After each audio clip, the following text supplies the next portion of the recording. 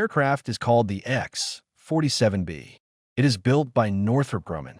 It has a wingspan of 62 feet, a combat range that remains partially classified, and a payload capacity that the Navy has described only in the vaguest terms. It looks, to the untrained eye, like something that fell out of a science fiction film, a manta ray rendered in composite materials and radar-absorbing coatings, sitting on the deck of the USS Theodore Roosevelt as though it belongs there, as though it has always been there, as though the question of whether machines should fly combat missions was already settled long ago while the public was busy arguing about something else entirely. Because here is the thing that nobody in official Washington wants to say out loud in plain language. The X-47B did not just fly. It did not just take off and land. It integrated. It operated, according to the Navy's own documentation, safely and seamlessly with manned aircraft in a real carrier air wing environment. The X-47B did it without incident, multiple times. And then the Navy quietly announced that the experimental phase was over, declared the program a success, and began the process of figuring out what comes next. A process that has now produced a successor program called MQ-25 Stingray, which itself represents a fundamental transformation in how the United States projects naval air power across the globe.